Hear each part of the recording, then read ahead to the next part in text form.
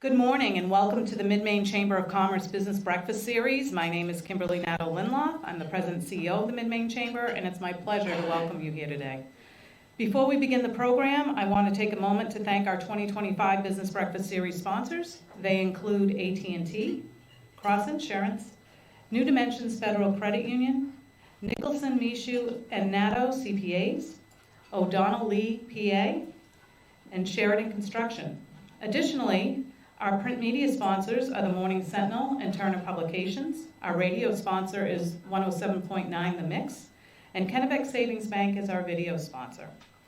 I'd like to take a moment to welcome our new chamber members. They include Citadel Technology, Freedom Team Trail, Heritage Homestead, that you might remember from the last breakfast, Maine Organic Farmers and Gardeners Association, Old Soul Supply Company, and Wentworth Enterprises LLC doing business as J&J Improvements. And we hope you had a chance to visit our spotlighter out back this month, Sam's Club. Just a reminder to turn off your cell phones in consideration of our guest and speaker, and please don't forget to fill out the evaluation form at your table. You can either leave it face down there or drop it on the registration table on your way out. We do provide this feedback to our speaker, and the committee looks at it in making decisions for upcoming breakfasts. Let's see, upcoming events. We invite you to attend any of these events. We have a business after hours, which will be next Wednesday, the 15th, hosted by Thomas College at Thomas College on West River Road from 5:30 to 7. It's an opportunity to meet its new president. Our next business breakfast will be held right here in this room on Thursday, February 13th, and it's entitled Guiding the Kennebec Valley Forward. Caitlin Pouchard of the United Way of Kennebec Valley is presenting on Impact 2032, a transformative initiative designed to improve health, education, and financial stability in our region over the next decade. Impact 2032 is already making great strides. Hear how organizations are getting involved, progress made so far, and how to become part of shaping our community's future. Again, that breakfast is right here, and you can register at midmainechamber.com. That same evening, now Cindy, did you write that as a little, she's doing it on the same day thing? That same evening, we have a Meet the Reps event. It's going to be at Brick's Co-working Space in the Hathaway Creative Center at 10 Water Street. That's from 5:30 to 7. There's no fee to attend, but we'd appreciate it if you register with us so we know how much food and beverage to purchase. This is an opportunity to meet and greet our local elected representatives and our state reps, and of course there's typically people there from our congressional delegation as well. All are invited to attend. And save the date. We have a leadership luncheon coming up, and it's featuring Maine Cabin Masters. It's on Thursday, February 27th from 11:30 to 1 across the street at Governor's Restaurant. We know this is going to sell out based on, the registrations we have so far. So if you are interested or your coworkers, please get on that list ASAP. You can tell Cindy or any one of us at the chamber or go on midmainechamber.com. So today's presentation is focused on hot topics in human resources law. Gregg Frame will share important human rights topics applicable to large employers with HR departments and small businesses alike. This will be an interactive discussion exploring changes in exempt employee status, non-competes, paid and unpaid leaves, and more. There'll be time provided at the end for Q&A as well. The event is being live streamed, and a link can be provided following the event if you want to see it again or share it with your employees. It's my pleasure now to introduce Michelle Jolalabi, the VP of Human Resources for Thomas College and past chair of the board of the Mid-Maine Chamber of Commerce, and she gets the pleasure of introducing one of my favorite people on the planet. Michelle? Wow. That's you. That's awesome. Yeah, she doesn't say that about me. Good morning, everybody. Gregg Frame is a... I know. Good morning, everyone. There we go. It is my pleasure to introduce Gregg Frame. He is a founding member of Taylor, McCormack Frame, LLC, focusing his practice in the area of labor and employment law, business development, civil litigation, and mediation. Mr. Frame serves as counselor to public and private entities on matters including hiring and termination procedures, complex employment litigation, compliance with the numerous employment laws and regulations, extensive experience orchestrating union campaigns on behalf of management, and negotiating initial and successor collective bargaining agreements. Mr. Frame graduated from Waterville High School. Go Panthers. Go Raiders. Phillips Exeter Academy and obtained a BA in history from Dartmouth College. He graduated cum laude from the University of Maine School of Law, where he was a research editor of the Maine Law Review and a legal writing and research instructor. Prior to earning his JD, Mr. Frame spent 5 years as a teacher and coach and also worked as an intern at the White House. Mr. Frame is a fellow of the American Bar Foundation and has served on National American Bar Association boards. Mr. Frame was inducted into the New England Basketball Hall of Fame as a scholar athlete, and the Maine Basketball Hall of Fame, is a founding member and president of the Cape Basketball Association, and is a board member of the Thomas Memorial Library Foundation and a cooperator of the Boys and Girls Clubs of Southern Maine. Mr. Frame lives in Cape Elizabeth with his wife Jill, who is a counselor, Another Panther. and his children Lillian and Jake. In his free time, he enjoys golfing, reading, hiking, and traveling in Maine and beyond. Please join me in welcoming Gregg Frame. Just leave it on, but just set it down. It'll pick up his voice. Yeah, you don't have a problem picking up my voice, I don't think. Thank you, Cindy, and thanks, Kim.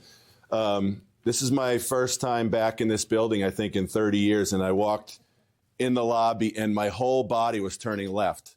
And I because the last time I was here was Pete and Larry's. Some of you will recall that 30 years ago. I was not dressed like this. I hope I'm going to be more coherent and better speaking today. But I appreciate the invite. The Mid-Maine Chamber is blessed with Kim and the crew. I do a lot of work with chambers all over the state, and kind of the value proposition she adds to the members and the continuing education is really something special. So you've got quite the resource there. Right now, let me put this up here, I think, Kim. I was saying the other day to someone, will that work? That we're in a game right now of legal whack-a-mole. We are. I've never seen I've been practicing 24 years, and I've never seen a more volatile time in terms of running a business, in terms of understanding, what do I need to do? Oh, wait, do I cover myself on the state level when I'm doing that? What about the federal? Just an example is one that some of you may know about as business owners. If you own a business and it's in an LLC or corporation, or if you have a piece of property and you've got that in an LLC, you may have heard of a thing called FinCEN and a thing called the beneficial ownership thing you have to file. So here's what happened. Basically, last year, the Fed said, we're worried about money laundering. And this will come back to employment law, so bear with me. We're worried about money laundering. And so we want any entity, there's some exceptions, but basically small entities, that have created LLCs or corporations, we want them to go online and file something. It takes like 5 to 10 minutes, but where you're giving who owns the business, who owns the property, or who owns the LLC. You need to take a picture of your ID. You need to download personal information. And so this comes down, and we're like, all right, clients, go ahead, do that. Then like 2 weeks later, a court in Texas, I think, says, hold on, this is illegal. Okay. Then, like right before Christmas, the courts come back and say, oh, no, you got to file this. So meanwhile, this is after Christmas. I'm just kind of chilling out, and my law partner sends an email to our own firm saying, listen, I've done a lot of research on FinCEN and the beneficial ownership thing, and here's what we should send to our clients. And I said, awesome guy, said, hey, Adam, did you see what happened on December 26th? And he goes, what? And I go, it's off again, right? So here we have just a classic case of just trying to manage, what do we do when, the courts are telling you one thing, the federal government's telling you another, and it's just a very, very challenging time. You have another example, and we'll talk about kind of in depth today, is exemptions, having exempt employees. Having exempt employees is confusing in and of itself because a lot of employers get it wrong. And now you've got kind of the state doing one thing, the feds doing another, the courts backing off on what the federal government says you're supposed to do. So it's just been a really, really challenging time. And my job here is hopefully to make it a little less challenging and give you some resources. One of my strengths is if you ask me a question, and by the way, we don't need to wait till the end for questions. If I'm talking about something and you want to ask a question, just raise your hand. I'll call on you. I may get to it later, but happy to take questions as we go along. But one of my strengths, I think, is that I know what I don't know. So if you ask me a question, I don't know the answer to it, I will get back to you. The other thing is I've got a PowerPoint here. Some of you have seen me speak before. I'm terrible at following PowerPoints because I don't love PowerPoints. It's kind of it's like a North Star. It keeps you kind of on track. But if any of you want the PowerPoint, I'm happy to send it to you. It's got a lot of detailed information in it. So my email is right on there, but it's gframe@tmfattorneys.com, and I'll say it at the end. But if you want the PowerPoint, I'm happy to send you the PowerPoint. Great, I'll have it too. Okay, great. Yeah, great. So we're going to start real quick. Do I get this right? Where do I point this? Mm-hmm.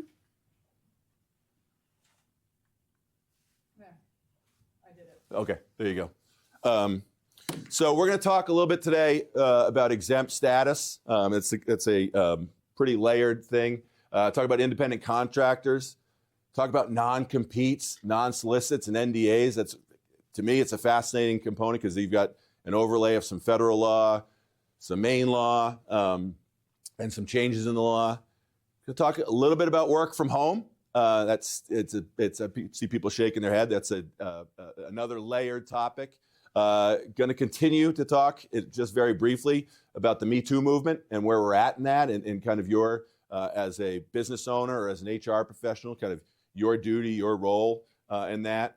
We're going to talk about the fallacy of at-will employment because I hear people say all the time, "I can do that. We're an at-will state," and I say, "You're a knucklehead if you believe that." And I'll explain why. And then, just some signs, hopefully, that your company may be headed for employment litigation in 2025 and how we can avoid that. Kim did ask me to talk briefly, though, about paid family leave. That we're in the period now. As you know, next year, employees will be able to start taking paid family leave under Maine's law. We're in the period now where you need to be signing up, and then I think starting April 1st or March 31st, you need to be making quarterly payments into that. We're not going to talk in depth about that, but if you have 15 or more employees, you need to start, if you haven't already, and your payroll company should advise you of this, you need to start taking 0.5% from the employee for wages, and you contributing 0.5% of employee wages that is going to go into this fund. Now, companies can opt out of paid family leave if you have a plan that's equal to or in excess of what the state's plan is. But even if you're planning on opting out, because there's lots of large employers in the state that are probably going to opt out, the first quarter of 2025, you still need to be paying in regardless of whether you're opting out. If you have under 15 employees, the employer does not need to make a contribution. You still need to be withholding 0.5% from the employee and contributing that. The portal, as I understand it, looks remarkably like the unemployment portal, so you guys are going to be familiar with that in terms of making those contributions. You as an employer you don't have to, but if you're under 15 employees, you can make the contributions and not deduct it from the employee. So I see some employers are just saying, we're gonna pay the 0.5%, but we're not going to deduct that from employee wages. So I'm not going to spend a great deal of time on that. I know you guys had a pretty lengthy training on that earlier this year, but certainly you have my email, and if you have any questions about that, feel free to pass those along. All right, so exempt status and the change in exemptions. It's really important at the start, I think, to understand what it means to be exempt before we get into how the law has changed. Exemptions are kind of like an SAT question, right? All exempt employees are salaried, but not all salaried employees are exempt. People use those terms interchangeably, and they are absolutely not interchangeable, okay? So the general rule of thumb, and bear with me because I think it's just important to just get the baseline here. The general rule of thumb is an employee needs to be paid for every hour in which they work. That's the general rule of thumb, okay? What happened is, as Cindy mentioned, as Michelle mentioned, I was a teacher in a former life. What happened is during the New Deal, right, during the Depression, Franklin Delano Roosevelt, no one thought they were going to get a history lesson, but they are. Franklin Delano Roosevelt looked and saw that there was widespread unemployment, like 40%. What he also saw was that businesses were working, primarily men, 70, 80 hours a week. And he's like, Frances Perkins, by the way, anyone know that name? Frances Perkins was the labor secretary, first female cabinet member. She's from Maine, actually Newcastle. There's going to be a federal monument at her hometown her homestead in Newcastle. But Frances Perkins was the Department of Labor secretary. She was involved in this. They said, how do we disincentivize, I don't think that's a word, but I'm going to use it, employers from working this guy to the bone and having this guy just struggling to make ends meet in a welfare line with a handout. And so they said, if you work over 40 hours, you're entitled to time and a half. So that created a disincentive for a business owner to work one person 80 hours and another person not at all. So that was the creation of the Fair Labor Standards Act. They put in place some exemptions to the Fair Labor Standards Act. They said, well, certain high-level people, okay, will be paid at a higher wage, and they can work as many hours as they want because they're doing their management, they're using some discretion and judgment. So that's where the exemption comes in. So to be exempt from overtime, there are three parts. It's a three-part test, okay? The first part is the duties test. And that is that if you have an employee that you want to be exempt from overtime, you want to pay them a flat amount every week, no matter whether they work 40 hours, 20 hours, or 60 hours, okay? They have to be doing exempt type work. And I'm going to overgeneralize here or oversimplify it, but it's basically work that involves discretion, independent judgment. They may be they don't have to, but they may be overseeing other people, or if not, their opinion on supervisory stuff is given particular weight. So to be exempt first, you have to be doing exempt type work. So that's the first piece. And if you have exempt employees, you should have a job description that describes the work they do. I'm going to talk about job descriptions a lot today. I call them the unsung hero of employment law. So if you have an exempt employee, you want a job description that says exactly what they do and shines their discretion, their independent judgment.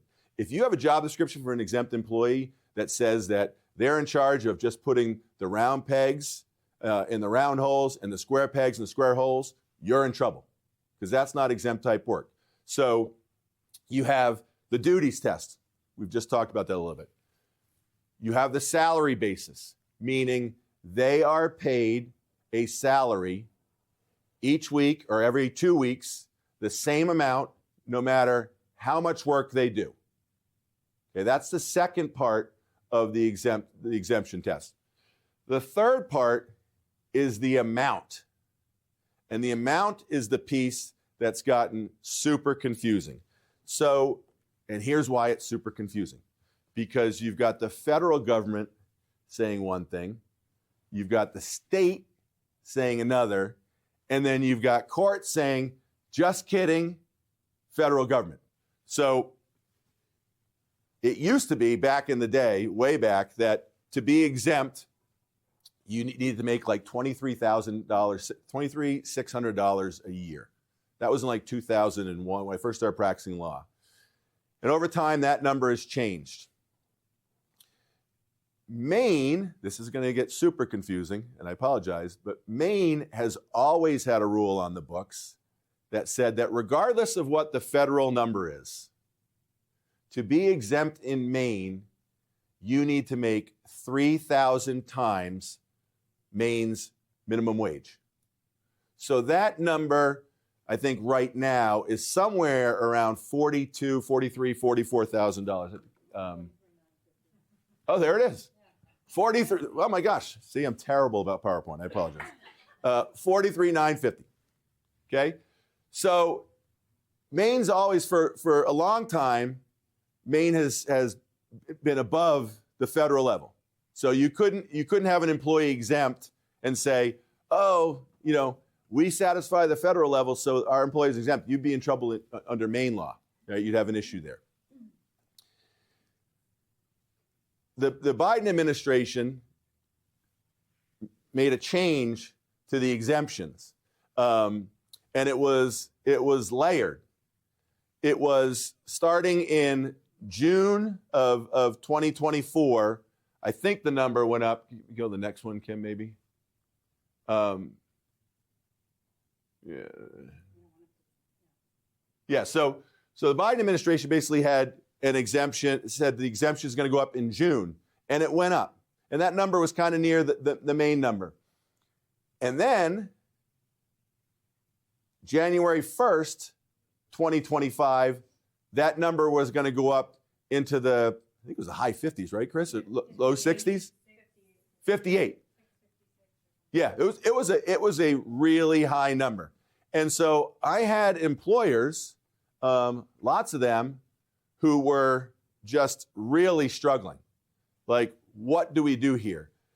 Do we give everyone, if we want them to continue to be exempt, do we give them what would be a substantial raise? Some employers were contemplating that. Some employers actually did that in advance of this. I had other employers going, Gregg, I can't raise that salary. We just can't raise that salary. And I said, that's fine. We'll reverse engineer, and you're going to pay that employee on an hourly basis, and we're going to extrapolate out. We're going to reverse engineer to understand how many are they working overtime, and we'll factor that in, and we'll give them an hourly wage, and it will hopefully get somewhere around their salary. So there were businesses who were hiring consultants for tens and hundreds of thousands of dollars to help them navigate this change in the law. And then the Texas courts came in. And basically, the Texas courts have invalidated, and it's across the board, that change. So we are still, at this point, in Maine, and this could change like next week, so I apologize, but I don't think it will, because I don't think this next administration is going to be ginned up to raise that level. But for now, you need to have an exempt employee. They need to be doing exempt work. They need to be paid on a salary basis, and they need to be paid basically at least $44,000 a year. Those employers who gave the employees that raise, most of them are just sticking with that. Other employees were just talking about that and hadn't rolled that out yet. They're obviously keeping their powder dry. Question out back.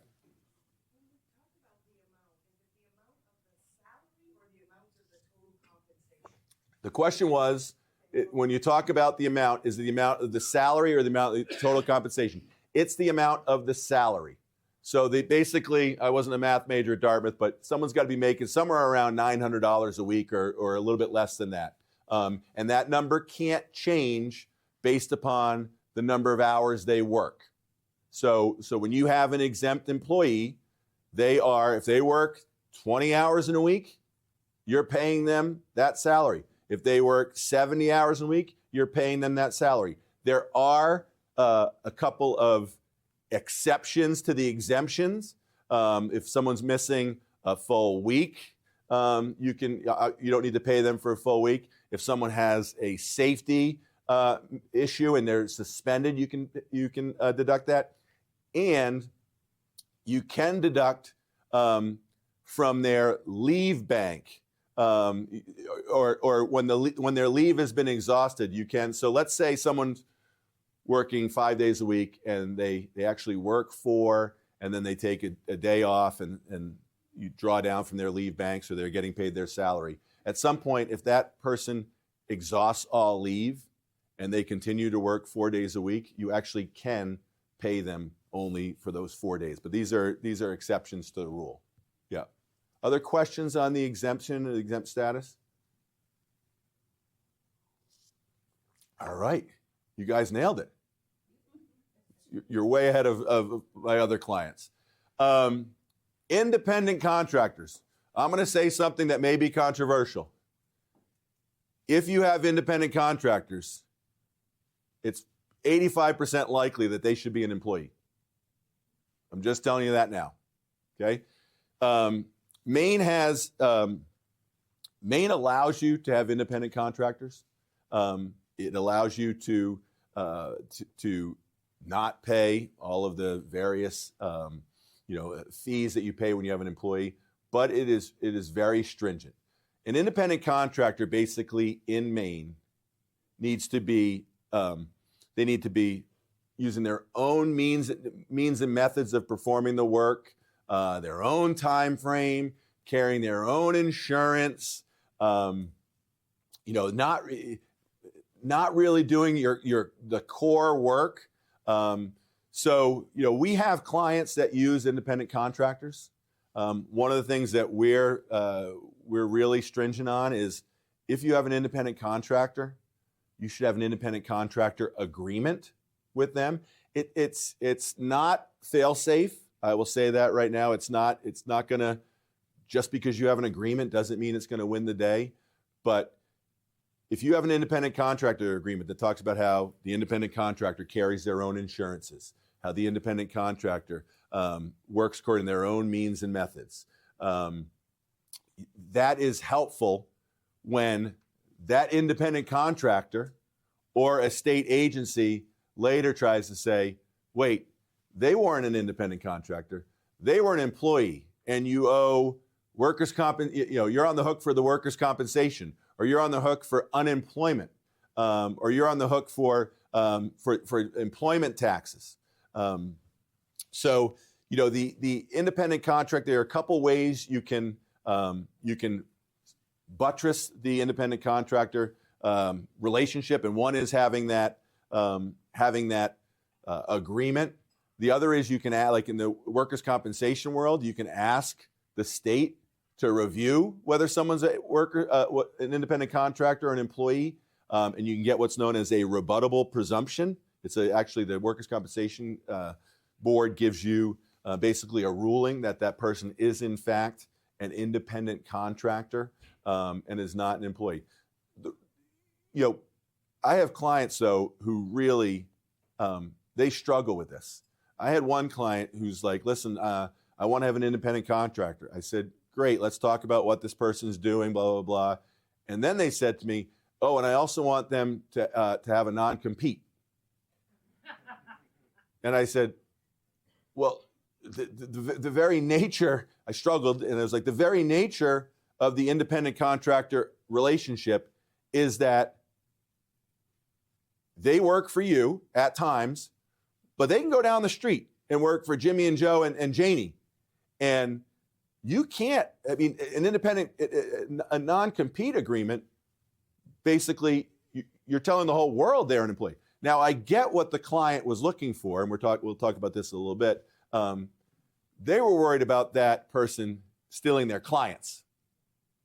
And that's something that we're going to talk in a little bit of depth today about, just kind of the difference between a non-compete, a non-disclosure agreement, and a non-solicitation agreement.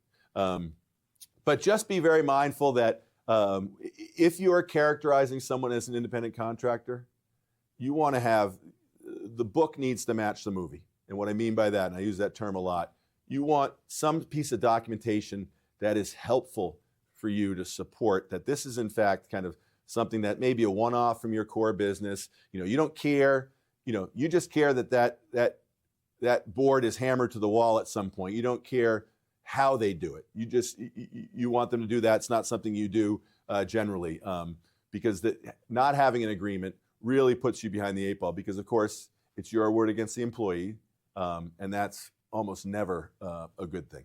Questions on independent contractor stuff? I'm going quick here, I apologize. Nothing? I'm solving all the problems of the world. All right, well, let's go to non-competes, non-solicitations, and NDAs. Yeah, keep going, sorry. There we go. This is an area of law, I feel like a Groundhog Day here. This is an area of law that's gone through incredible changes, okay? I think it was 2019 or 2020, Governor Mills put into place, or the legislature put into place, a law in Maine that for years people had said, well, Maine, non-competes aren't worth the paper they're printed on in Maine, and they're not valuable in Maine. And I was like, no, that's wrong. Non-competes are very valuable, and they are worth the paper they're printed on. If you have someone who's drafting them and they're done well, they are very valuable. 2019 or 2020, Governor Mills passed a number of laws that impacted employers. You may remember that. One of them was can't ask an employee what they made at their past job. Anyone remember that? If you don't remember that, go look at your applications and remove that from your applications, because I still see some applications that talk about what did you make at your last job. Can't ask that anymore. That was one of the things Governor Mills did. The other thing was that Governor Mills, basically the state transitioned from non-competes are okay, fine, to non-competes are severely disfavored. So what happened is the law that year changed, and basically a couple things. You couldn't have a non-compete if the employee was making, I think it's 400, less than 400 times the poverty level, or 4x the poverty level, so somewhere around $52,000. So you couldn't have a non-compete for some of the employees who weren't making enough money. You had to tell the employee that they were going to be signing a non-compete before you hired them. I actually agreed with that one because I thought it was terrible that employers would hire someone. So Jimmy or Janie's leaving a job that they like to go to a job that they thought was better, and they get there and the employer's like, oh yeah, sign these things, here's your onboarding stuff, and snuck in there as a non-compete. I thought that was just poor form. So the law said that you couldn't basically do what's known as a contract of adhesion, like you got to sign this if you want to stay here. You need to tell the employee you're going to have a non-compete. You need to give them like 3 days to review it. The one part of the law that I thought was just terrible, and I still don't understand it, is that it basically said that non-competes are invalid in the first year of employment. And it's like, wait, like if I want this employee to succeed, I want to give them the keys to the castle. I want to give them access to, all our accounts or our vendors, all that. And I want to do that right away because I want them to hit the ground running. And so it was not a great law. What we've done as counselors and what we've advised our clients to do is to just move away from non-competes altogether and get to the core thing of what you're trying to do, which is trying to protect your customers. your client base. And so we've transitioned from non-competes to urging our clients to draft non-solicitation agreements, or have us draft non-solicitation agreements. And so the non-compete is, Kim, you can't go work within 20 miles of here for 3 years doing the job you're doing now. That's a non-compete, right? A non-compete focuses on time, how long they're not permitted to do something, geography, in what area they're not allowed to do something, and scope. What kind of work are you not allowed to do? And those are pretty disfavored. In fact, the FTC kind of undercut them as well. The Federal Trade Commission undercut them this year. So we've moved to saying, what are you trying to do? You don't care if that person, you care, but you know you can't stop that person from plying their trade next door. But when they're with you, you're giving them access to your customers and everything. You don't want them coming after your customers, your clients, the people that your employees. And so the non-solicitation agreement, if drafted well, will say something like, listen, you're free to do your job and free to work wherever you want, but you are not to have, for a period of 1 year, 2 years, you're not to solicit any of the, it could be as broad or as narrow as you want to have it. A lot of them will say solicit any of the customers with whom you had contact while here. It could be even broader, any of our customers while you were here. And those are permitted. They're permitted in Maine, they're permitted in federal law. It's basically saying you can ply your trade, but we gave you access to lots of individuals, lots of companies, lots of vendors, lots of suppliers, and you can't be going after them when you leave here for any reason. Not because you're terminated, not because you resign, for any reason, whenever you leave. Question out back. That is an awesome question. Can I have a water? The question was, how do you enforce that? You're like the McMahon to my Johnny Carson here, because I was going to get right into that. So I appreciate that question. Thank you. A good non-solicitation agreement will have clear enforcement language. And that enforcement language will include what is known, Dan knows this because he's an attorney, injunctive relief, meaning it will say that if you violate this, we as a company have a right to go to court and to literally, you may have heard the term temporary restraining order. We have a court restrain you from performing that work. So what happens is, not to get too legal, is you have a good non-solicitation agreement. It says you can't solicit our customers. And your salesperson, I don't know your business, but a salesperson leaves and goes, and the next week solicit your customer. And you know that because that customer called and said, hey, what happened to Jane? I thought she was with you. Now she's showing up for company X and asking me to move my business over there. You go to court, you will likely, I think you will, get a restraining order, a temporary restraining order where the court says, you, Jane, can't call on those companies until we have a trial. It never gets that far, to determine whether that restraining order, that injunction should be permanent. Okay? So this happens. The other thing you want to have in there, this is a great hook, is you want to have an attorney's fees provision. Meaning that not only will we seek an injunction, but the prevailing party will be entitled to their attorney's fees. That is an incredible, incredible hook. I'll give you an example. I don't do a lot of work on the employee side, but I do some high level, like CEO and higher level, where I represent employees where there's not a conflict. And sometimes this comes up, right? Someone's like, I want to leave, and I've got a non-compete or I've got a non-solicitation. And they always want to dance around. Well, can I do this? Can I do that? Can I do this? They're just poking me. Like, the agreement says you can't. And they're like, well, what happens if I do? And I said, you get like the triple whammy or the double whammy. If you do that and the employer comes after you, you are not working because there's going to be an injunction against you. You are going to be paying me to fight that, And at the end, you're probably going to be paying that company's legal fees. So don't do it. So to your point, the enforcement language is super important. For years, lots of people had non-competes that they just had, and they weren't really going to enforce them. It was more a deterrent. But we're seeing businesses really trying to enforce the non-solicit, because it's the coin of the realm is your customers, your employees, your suppliers, your vendors, and if someone, if you're giving someone access to all that, that's an important. You don't want them using that against you. Did I answer your question?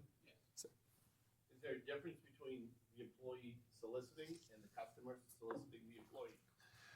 The question was, is there a difference between the employee soliciting and the customer soliciting the employee? Here's your lawyer answer. It depends. It depends on what the non-solicitation agreement says. Some non-solicitation agreements will be a little vague, or will say, can't solicit someone who you had contact with while here. Others will say, will have non-acceptance. Can't accept that. Sometimes, there's other ways around this too. I mean, sometimes they'll say you can't solicit, but if you accept that work, you have to pay a percentage over. Like we've seen those before. Percentage of sales or something as a kind of the cost of the breach. So it depends. I hate to give you that answer, but a reasonable doubt for a reasonable price, right? Other questions on that? Non-solicitation, NDA, non-disclosure agreements. I didn't talk about that, and I should have. Non-disclosure agreements are super important. Basically, if you have employees who are coming in and you're giving them access to critical information, you want to have them sign a non-disclosure agreement that talks about how you're having access to confidential and proprietary information, however you define that. Whether it's customer lists, vendor lists, means and methods, processes of how you do the job. You do not want an employee walking out with schematics and things of that nature. So you want to have a non-disclosure agreement in place for that. Yeah, question up back.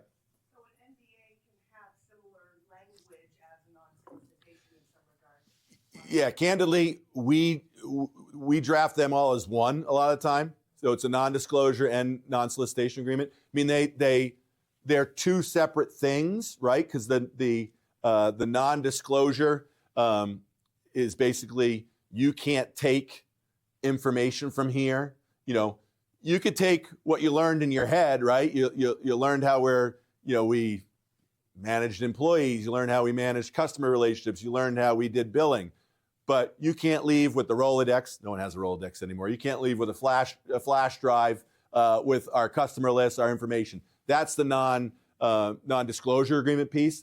The non-solicitation piece is we've given you access to these people, and you can't, for a period of time, contact them and solicit their business. Yep. You or anyone under your authority or in a new company. Question. Would a non-disclosure agreement be valuable related to like owner's compensation or bonus structures and any of that kind of stuff if you're like in the accounting department? Yeah, I mean that is confidential information that we don't want them taking elsewhere. I thought you were going to get to a different question, which is, was non-disclosure agreement valuable for like the rank and file employees and not being able to talk with their other employees about what they make, which used to be you could say, can't do that, right? But now, unfortunately, you can't tell employees they can't talk to other employees about what they're making, because that will do what's known as chill employee discussion around wages, hours, and working conditions. And the National Labor Relations Act takes a very strong view of that, although that may change in the next under the next administration as well. I get to that point. I use the term National Labor Relations Act, and people sometimes glaze over because they're like, we don't have a union, so why do I need to worry about the National Labor Relations Act? The National Labor Relations Act covers all employers. Now, it's more focused on union, right? But the National Labor Relations Act requires that you can't do anything that may be deemed to chill an employee's protected activity, which could be talking about wages, hours, and working conditions. So, any other questions there?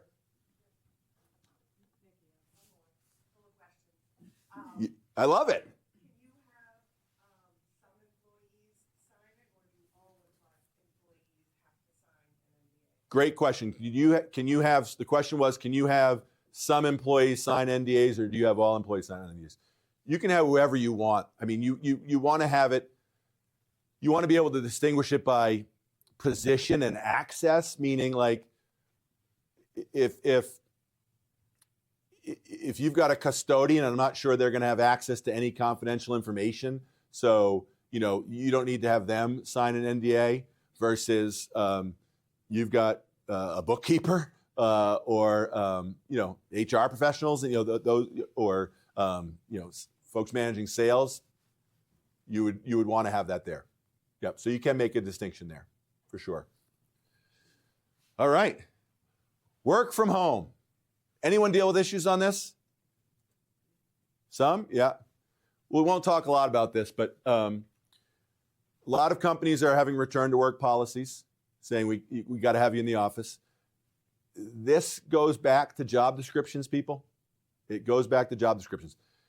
When I first started practicing law, so 25 years ago, if an employee asked to work from home as an accommodation, it was a super high burden. Like, almost never happened, right? It was rare, right?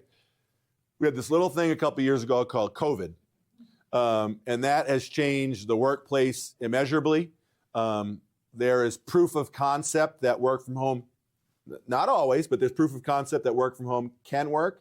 And so courts are and will continue to shift towards, if you're telling your employees that they can't work from home, the burden is on you now as the employer, as opposed to it used to be on the employee. The burden is on you as the employer to explain why work from home isn't a reasonable accommodation in a disability context.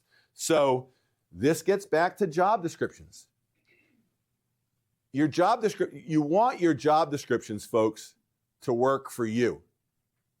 I had a case just about 6 months ago where I had a client call and say, Gregg, we've got this employee, they've been out. This doesn't have to do with work from home, but it trains on the same issue. We have an employee, they've been out, they have a return to work notice from their doctor, and it says no lifting above 20 pounds. I said, okay. What does I said, what's the issue? Well, that position, they're lifting 30, 40, 50 pounds on a regular basis.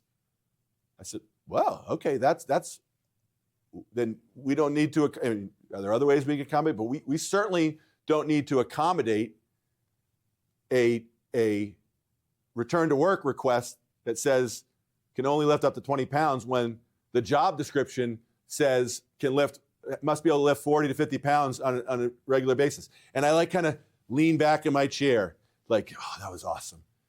And the woman goes, yeah, about that. Our job description says you only need to lift 10 pounds. She said, what do you think about that? I said, oh, I think you're screwed. How's that for legal advice?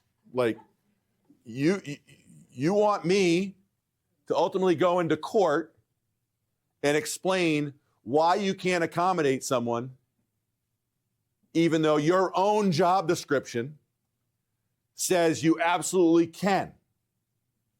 Got to do it.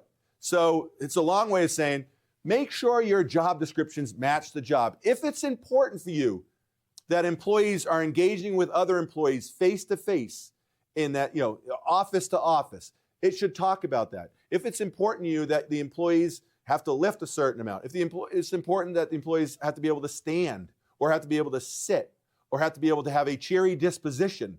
I had that one too, where they had a front desk person who was not nice to people. And I was like, we should have something in our job description about like being a cheery face for people to see. Like, your job description should match that. One of the things I love, kind of a practice pointer, is find people you trust in your organization who do that job and have them look at the job description and have them report back to you as to whether that job description matches what they do. That is awesome, because you're going to be able to update your job description And then if there's ever an issue down the line, you're able to say, wait, we had a focus group or whatever, and the book matches the movie here for sure. So, all right, cruising. Where are we at? Like 10 minutes? You've got, yes. Oh, okay. Me Too movement. I'm going to say something that's going to be controversial. I think the Me Too movement's the best thing that happened in law in the 24 years I've been practicing law. And I had someone that said that once, and someone said, well, of course you do. You're a lawyer. You're making a lot of money off it. I said, well, I'm the father of a 23-year-old girl. I think people should be able to come to work and feel comfortable. Work is hard. That's why they call it work and not fun. But it shouldn't be difficult because someone is talking to you in an inappropriate way or touching you in an inappropriate way. And employers are doing a much better job of understanding their role here in managing that. And courts are doing a much better job, and unemployment's doing a much better job. Like if you're fired for harassment, that's like one of the only ways you're probably not going to get unemployment. So for you as employers, just a couple things here. One, don't take the ostrich approach. So there's the best line I've ever seen in any court case ever was, any ever been to Millbridge? Go up to Ellsworth and take a left, go like another hour and a half. So Gene Carter was a federal judge from Millbridge, Maine. So you can imagine Gene Carter, salt of the earth, Millbridge, Maine. And Gene Carter had a case involving an employer and a harassment. This is like 25 years ago. And he really whacked the employer. And the line in the case said that the employer, quote, preferred the ostrich to farther seeing animals. How awesome is that quote? The employer preferred the ostrich to farther, meaning the employer buried his head in the sand while harassment was going on all around them. Can't do that anymore. The days of hoping it goes away, the days of someone being better than their problems. Oh, that's my best salesperson, so he can do whatever he wants. She's my best cook, so she can say whatever she wants to do. Those days are over. You as an employer have a wide range of options in addressing this, from just talking to someone to firing. But the one thing you don't have is just to hope it goes away. It never works out well, and you're just in a very, very difficult situation. So you have a duty as an employer, when you know that harassment's happening in your workplace or inappropriate behavior is happening in your workplace, or should have known, you have a duty to engage in prompt and effective remedial measures. The prompt and effective remedial measures, that's broad. Talk to them, fire them, but if you know or should have known, you have to address it. And it's important to know, and this is something that you should be training your supervisors on this. Your supervisors should know what to do if they see or someone reports inappropriate behavior to them. The one thing I'll tell you is you should tell them, come to the HR, come to me, the company owner, come to the HR director. Don't be the one holding all this information. We know it's unnerving that you saw something or you heard something. We know that's scary. Come to me. We'll figure out a way to address it together. You don't need to be the one holding all the information. But if your supervisors feel like they need to address every harassment situation or inappropriate behavior situation on their own, they're going to bury their head in the sand. So it's about training your supervisors and employees about what to do if they see something. It's also about training them that if they engage in that behavior, or you as a business owner engage in that behavior, courts have what's known as strict liability. It's like there ain't no defense. Like if two rank and file employees are saying bad things to each other and no one sees it, and there's really no liability for the company. If one of the supervisors is engaging in that conduct with an employee, your company has strict liability. There's really no way out of it. So, yeah. All right. Where we have time? 5? Great. This is the best part. I mean, this is the fallacy of at-will employment. All right, I'm going to ask a question. Dan, you can't answer this because you're a lawyer. Who can tell me the definition of at-will employment? You can. Look, what is it? You can't? Okay, you don't like to be called on. Okay. Anyone, come on. Someone step up. It's easy. Basically, you can let anyone go for any reason. Awesome. You got that 100% right, half of it. But it's not true. No, you got that 100% right, half of it. She said, you can let anyone go at any point in time for any reason. Here's the at-will doctrine. You can be fired at any point in time for any reason, comma, except for discriminatory purposes. That's the exception that swallows the rule. We're going to play a little game here, folks. You're going to raise your hand if this describes you. You ready? You're a female. You're a male. You're over 40. You've ever sat around a water cooler or texted a friend at work and talked about how shitty this job is. Everyone raise their hand. Everyone raise your hand. You are all in at least 2 protected classes. You are in that exception, except for discriminatory reasons.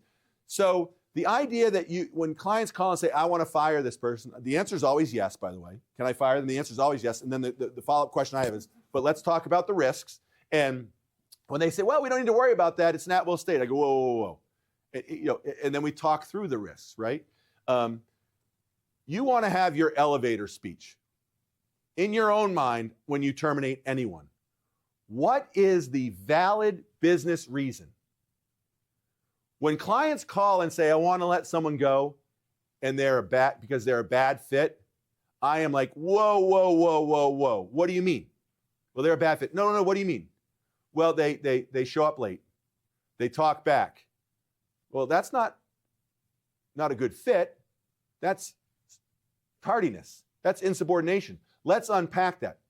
Because when you go into a meeting with an employee and terminate them, and by the way, when you terminate someone, if the meeting lasts more than 2 minutes, you've gone way too long. But when you go into a meeting with them and try to be like the junior high girlfriend, I had this happen to me when she said, it's not you, it's me, right? I'm like, well, you're breaking up with me. It's definitely me, right? When you go into a meeting with them and say, it's a bad fit, it's not a good fit, and we're letting you go, you are inviting that person to go see a lawyer. You're absolutely inviting them to go see a lawyer. Because when you tell someone it's not a good fit, you're forcing them to confront their otherness. What is it about me that's not a good fit? Does Chris not like me because I'm a man? They not like me because I'm over 40?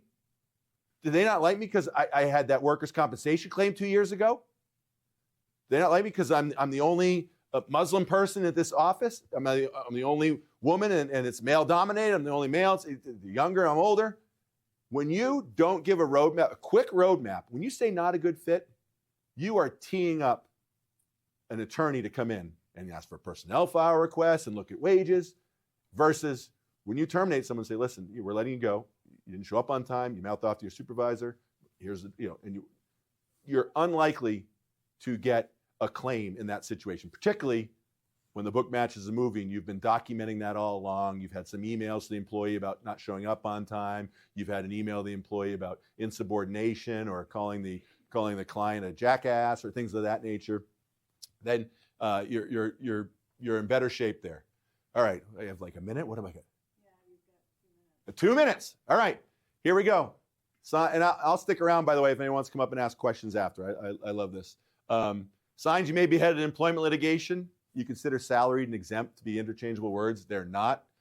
Exempt employees without job descriptions. Please don't have an exempt employee and not have a job description. You want that.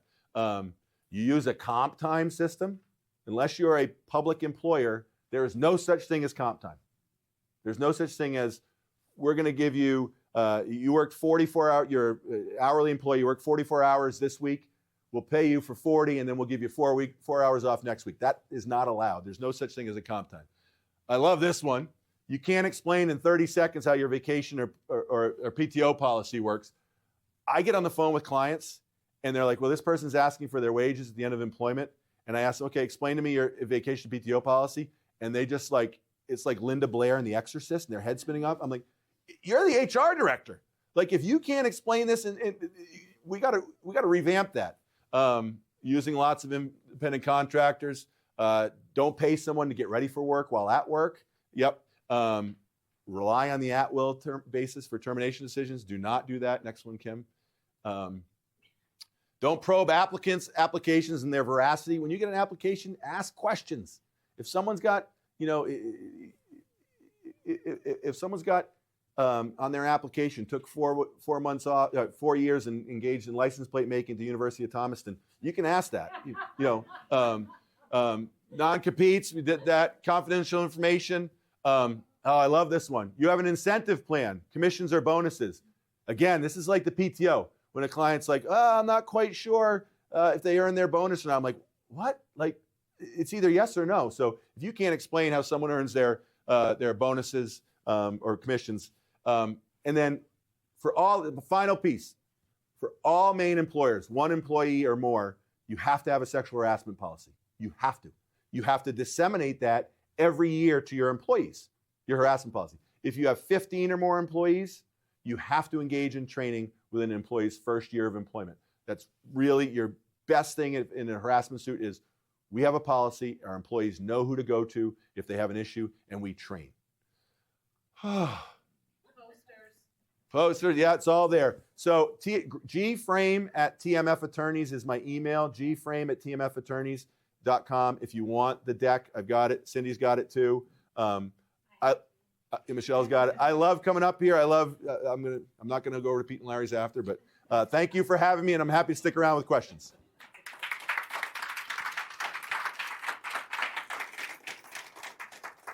Thank you, Greg. Just a reminder, please take a moment to fill out the evaluation form, leave it on your table or drop it at the registration.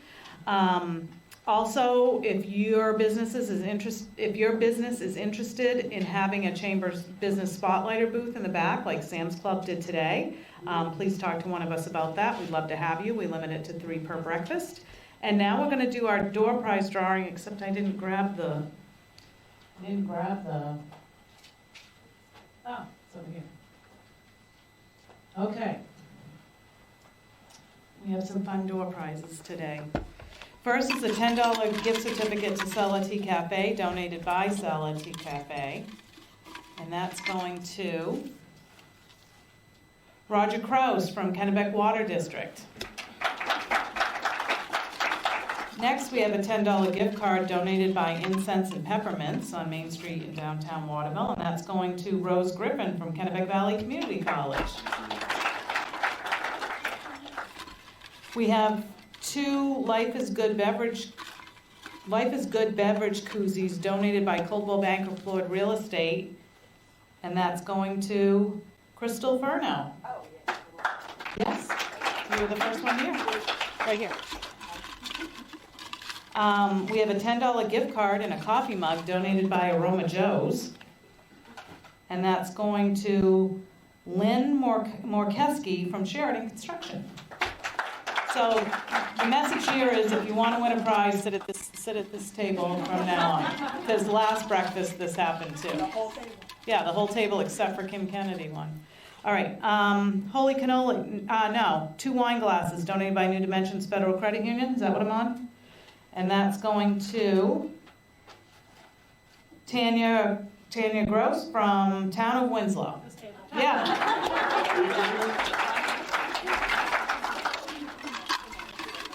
Maybe I should have Gregg pulling these so you guys can get mad at him. I don't want to be involved in this collusion. Yeah, I don't want to be involved in this collusion. Right. Next is a $10 gift card to Holy Cannoli, which it donated. And that's going to Ruth Merrill from Johnny Selected Seeds. Oh, back table. We have a wooden wine opener and glasses donated by Maine State Credit Union. And that's going to Michelle Fortunato of Fortin's Home Furnishings. $10 gift card to the Lion's Den, donated by the Lion's Den.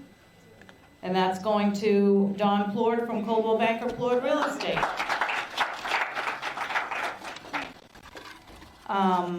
Oh yeah, I forgot to give that to Greg.